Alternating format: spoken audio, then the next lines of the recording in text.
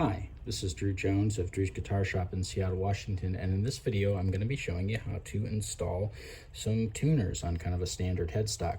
This isn't going to cover classical tuners, and it's not going to cover slotted headstock tuners. It's just going to cover this kind here. So let's go ahead and get started. So first of all, choosing your tuner and knowing whether or not they're going to be compatible so that you can easily install them in the way that I'm going to show you in this video. There are generally two sizes of tuner that are going to go into solid headstocks like this. One of them is going to have the wide bushing like we have here. That's going to be the kind that screws in. And the other type is going to be the skinny sort. And that's like kind of the thing that you see on old vintage tuners or on really cheap guitars where if it does have a bushing, it's like a press-in bushing, or maybe it's on really cheap guitars, maybe just a washer that's sort of sitting there underneath the string post. As long as both of them are the wider sort, so the more modern style of screw-in bushing, and you're going from 1 to 1, they should be replaceable. And you're going to know that pretty quickly by whether or not they fit through this slot. It's not a good idea to go from the thicker ones to the thinner ones unless you plan on doing some plugging and redrilling, where you pick up some of those special bushings that go in and modify those. And of course, if you go from the thinner ones to the thicker ones, you're going to have to drill out a wider hole, which I don't necessarily super recommend, and I don't want to get into on this video right now. Not to say that it's impossible, but there are special tools that you use to do that, and spoiler, it's not a drill bit. So bear with me on this. This is just going to be for these guys here. So anyway, we are going from these kind of stock, generic, whatevers on this Taylor to these really cool Godot tuners here. And for this, we're going to be basically using a 10mm socket, and we're going to be using a stiff ruler. This is a ruler that I pulled off of a carpenter square that I have here. And this is going to be used for alignment in a little bit. We're also going to need a screwdriver. We're going to need a drill bit, a 16th inch drill bit preferably, and we're going to need a drill to use that drill bit. And that actually should basically cover everything that we need as long as you have a full set of tuners. So let's go ahead and talk about getting these things in first of all. So you want to get these tuners dropped in there. Generally a good idea to kind of do them one at a time, and I'll show you why. I just kind of had those in there for looks. That is because when you pop these on, you're going to want to lift the headstock a little bit, and if you have just one tuner on there, it'll be less of a risk of those things kind of falling off and going all over the place. But basically what you want to do is to start off tightening the thing by hand, and go kind of loose with that. Don't drive that in too hard, just because you don't want to leave marks in the finish with your fingers. Your fingers are generally covered in at least a little bit of dirt, and you can kind of grind that dirt into the finish on the headstock, which is not really great. So we're just going to go ahead and we're going to kind of loosely tighten these things on from the underside. Let's see here, I'm going to get this one here. And you're going to want to make sure on the washers, because there's a show side and a non-show side. Generally speaking, the show side is going to be the kind of rounder side, and the side that's meant to go against the headstock is going to be a little flatter. It may not come through real clearly on this video here, but if you're looking at a set of tuners while you're watching this, you'll see what I mean if you go and take a careful look at those washers that come with it. And you're going to also want to tighten these by hand, because if you use a tool on these, you stand a much better chance of cross-threading. Doing things by hand generally kind of avoids that risk, because generally speaking, if you're going to cross-thread something, the way that you do that is by applying too much leverage to it at an angle that it's not wanting to go in. And with your fingers, it typically just won't go in at all, which is much better than damaging a part. So we're basically going to go in and we're going to put all these things in, tighten them down, and or at least tighten them down so that they stay in place. The point of doing this here is that we want to be able to turn this headstock around without the tuners falling out. And since these are so loose, sometimes they're a little bit tighter, but since these are so loose, if we want to turn this headstock over and not have all these tuners fall out and go everywhere, we're going to definitely want the bushings and washers on the other side. Okay. So we got all those in. We're going to go ahead and flip this headstock around. And you see how the tuners kind of dance around a little bit. We're going to tighten these one by one. This is a 10 millimeter here. Typically, the bolt that you're going to find on top is going to be a 10 mil. And we're just going to want to go ahead and tighten those on, just very, very lightly finger tight. So basically going on there and, you know, turning that until it kind of tightens, and then just giving it like a very, very tiny push. We're not trying to tighten these down fully quite yet. And you'll see why here in a minute. But we do want to get all of them to the point that they're kind of in there enough that they don't swing freely anymore.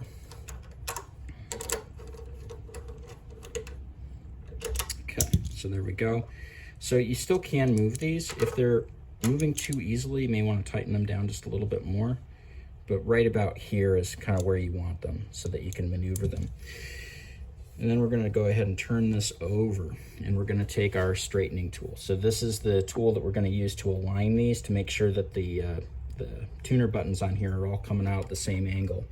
And you see this little flat surface along here is where we're going to be placing that ruler to see if we can get these things straightened out. Now, don't be surprised if when you put this ruler on there that you find that you can't make a perfect line from every single tuner to every single tuner, and that's fine if that's the case.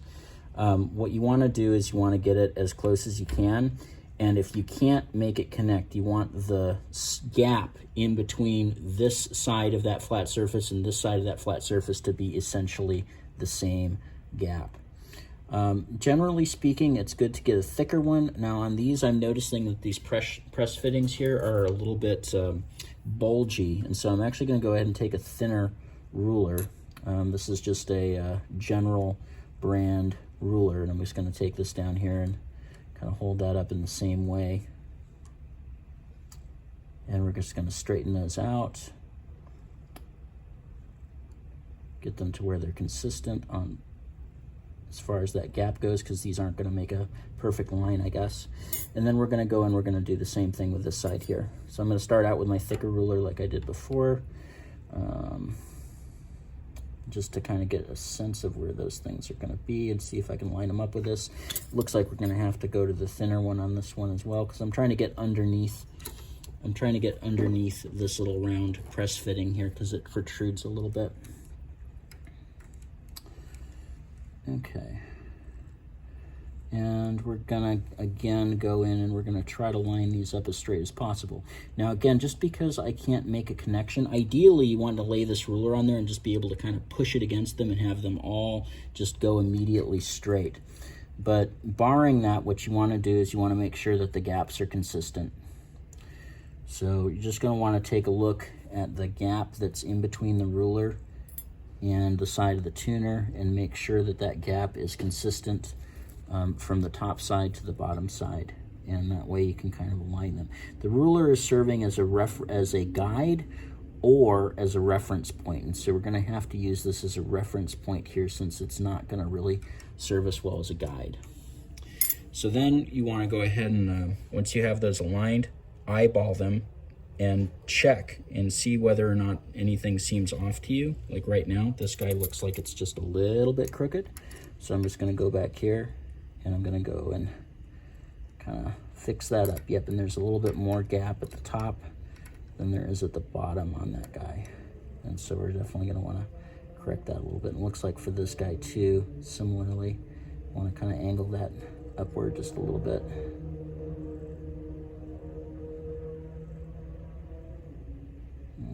Okay, there we go. Yeah, and that looks pretty straight to me. So next, you're gonna want to use your drill bit here. Now, you're gonna, generally speaking, wanna do a little bit of a pilot dig. And so if you wanna take your drill bit and go in and just kind of poke a little bit of a starter bit in there,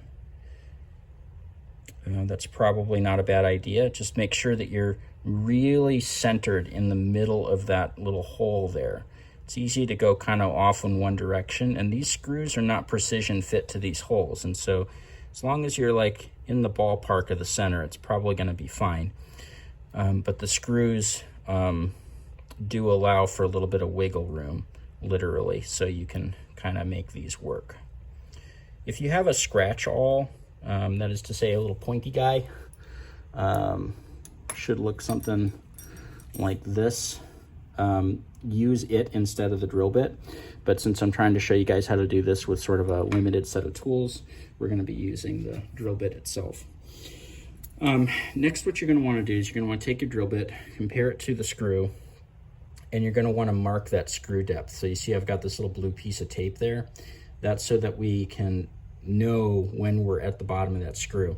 And since we're going through the tuners themselves, this is actually going to be a little bit of overkill because I didn't subtract the amount that this drill bit is going to penetrate, through this piece of metal, so these are going to be a little bit deeper than they need to be, and that's fine as long as they're not so deep that they go through the headstock, which is a big risk if you don't actually mark that depth on here. Very, very easy to get a little bit too excited and kind of go too far. So then we're going to go ahead and we're going to take our drill. I'm using my little, what is this, 18 volt DeWalt here. And you could use a much cheaper drill. You could do it by hand even, if you have a little hand drill handy. It doesn't need to be fancy, it just needs to be able to make a hole. And then we're going to go ahead and we're going to take the drill bit. Now, you want to remember that this is on a 14-degree kick usually, and so if you drill down straight relative to the table, it's going to go in crooked. You want to drill in at a 90-degree angle to the headstock itself, which means that you're going to be drilling up at that like 14-degree angle like that. And so it might look like it's kicked back a little bit, but it'll be fine. And just take it nice and easy. The tuner might move a little bit as you do that, and that's fine. Like I said, we're not quite to the stage where we're doing our final tightening yet. But we're going to want to do each one of these. Part of the reason that I'm going slow here is that I don't want to mess up the depth that I've set with that tape. If you push too hard on it and you get to the end of that tape and you push into it, you can kind of push the tape back on the drill bit, and each subsequent hole will be a little bit deeper than the last because that's where the tape has ended up after you've kind of pushed it down the drill bit shaft. And don't worry if these holes are not completely straight up and down. Obviously you want to do as best a job as you can, but these screws really are not, the most precise part of this whole operation here. Good idea to, when you're using a really thin drill bit, immediately take it out when you're done with the job. That way if the drill falls over, you don't break your drill bit. Anyway, so we have a little bit of dust on here. We're going to go ahead and blow that off. I'm going to go ahead and take a screwdriver. Now these little orange screwdrivers that you oftentimes find in the impulse buy bins at hardware stores, I find that these are just perfectly sized for driving in these screws. Now you notice that I'm handling the screwdriver with two hands. I've actually got a pretty tight grip on the screwdriver shaft with these three fingers, and the reason for that is if you slip with this, you put a big dent in the back of the headstock. That's really hard to fix. And so the best way to avoid that is to make sure that you have really good control over the tool. So I like to grip it right down there where it's going into the screw. And I like to just, like that, apply rotational force up here and make sure that I'm, really doing a lot of guiding with those fingers that are down below. Now, since this is the first time you're driving those screws in, you might have to put a little bit of love into it, but you don't want to go really hard on these little tiny screws. They are very small. They're usually very cheaply made, and they just have a tendency to kind of twist the heads off of them if you go real hardcore on these guys, so be gentle. If you want to, you can use a little bit of screw wax on these guys to get them to go in a little bit better. Screw wax will kind of lubricate the screws, trip through that wood. And depending on the wood, this may be harder or easier to do. This is mahogany here, which is a pretty soft wood as far as hardwoods go. If I were driving this into like a maple neck, like on a fender or something, we might be encountering more resistance that way. So we're gonna go ahead and put a little bit of love into that. And we're just gonna kind of stop when it's tight. There's no need to like really drive these things down. Again, you have a really high chance of snapping the heads off of these things, just twisting them right off if you put too much love into these. And so you're just going to want to kind of get it on there until it's tight, until it stops turning. So when it stops turning, you're done. You don't need to go any further than that. So this one here looks a little high. It looks like I maybe didn't get that one down quite as much as I thought. So yeah, there we go. And it's worth noting too that these screws aren't in there to actually hold the tuner in place. These are more for what's called registration. So registration just means that something is going in the right position and staying in the right position. These screws basically prevent these tuners from torquing. You see different methods of doing this. Sometimes on like the modern Fender tuners, there'll be two little teeth that kind of dig into the fret or into the headstock underneath, and that's how they prevent from turning. But if you just have the post kind of bolted in around that bushing, you know, that's kind of a central axis kind of turning point, so the tuners will kind of sit there and spin around a little bit. So these are basically just in there to prevent the tuners from spinning around. They're not actually in there to like hold the tuners. There's really no need to like go whole hog on these things and, you know, bolt them down like, you know, they're gonna have to stand up to a hurricane or something, because all they're doing, all that screw needs to do is be present there. It doesn't actually even need to be tight. It's nice to have things tight, but in this case, it's purely that there is a piece of metal there going through a hole that is preventing the thing from rotating. So that's all it needs to do. So anyway, we're gonna go ahead and get those dialed in. Gonna go down here and kind of check. It's okay if they're kind of wobbling back and forth, but you do want to make sure that the screws are actually driven all the way down. Like I said, these holes are going to be nice and tight because there's never been a screw in these holes before. And so, especially in the case of this middle guy here, this is just really kind of providing a little bit of resistance there. All right, so we got our tuners basically installed, and you see that everything is like more or less straight. And then we're going to go ahead and we're going to turn it over. And this is the point where you really want to make sure that things are straight, and you want to make sure that things are nice and tight. So we're going to go ahead and look at those. And, you know, honestly, aside from maybe this guy angling down just a little bit, I think we're pretty good. So what I'm going to do is I'm going to take that and I'm going to pull it upwards a little bit just to kind of correct that little bit of kind of downward angle that it has. And you can do the same for the rest of these if you see any that are kind of a little bit off. Generally speaking, at this point, assuming you've done everything that we've done so far, it shouldn't be too off. And then you're going to want to go ahead and tighten these down. Now, with tightening these down, you don't want to like, you know, down super hard with this, because what you're going to do is you're going to dent the finish in the top, and so you'll cause the wood to kind of sink, and you'll see it in the finish. If not immediately, you'll see it down the road as the finish kind of ages.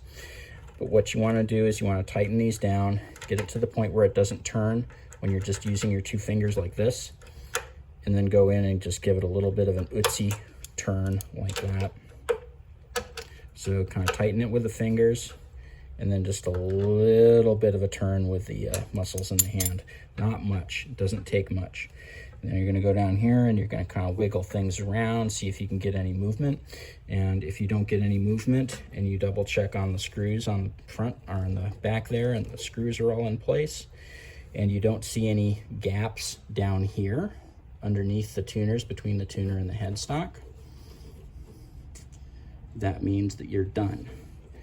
So go ahead and take a look at those. Pretty straight, if I do say so myself, and they are successfully installed, and they're not going to go anywhere. These are going to work perfectly.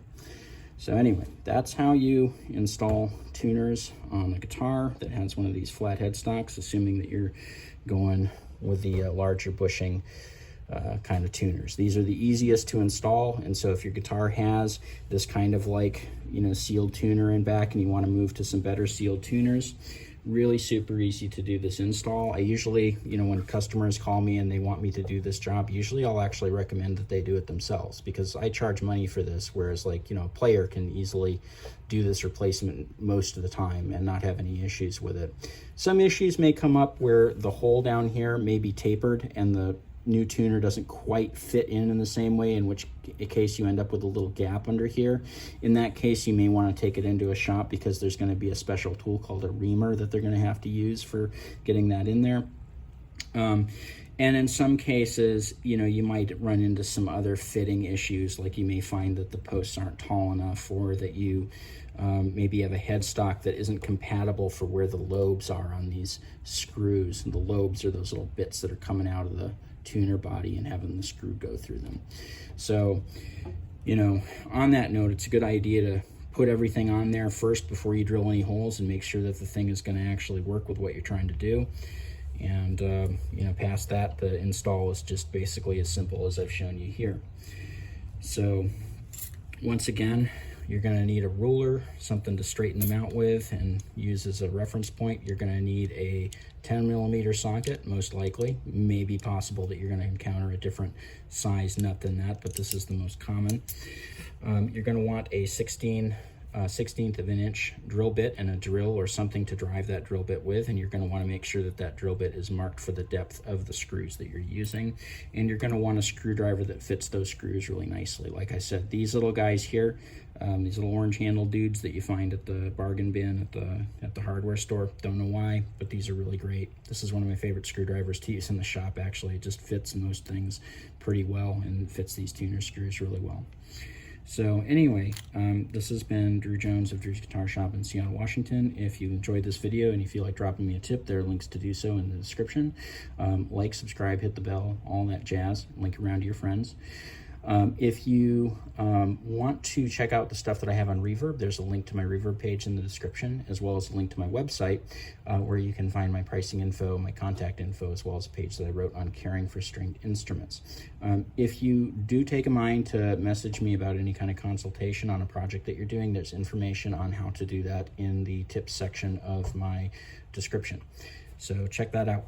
Anyway, this has been Drew Jones of Drew's Guitar Shop in Seattle, Washington. Thank you for watching.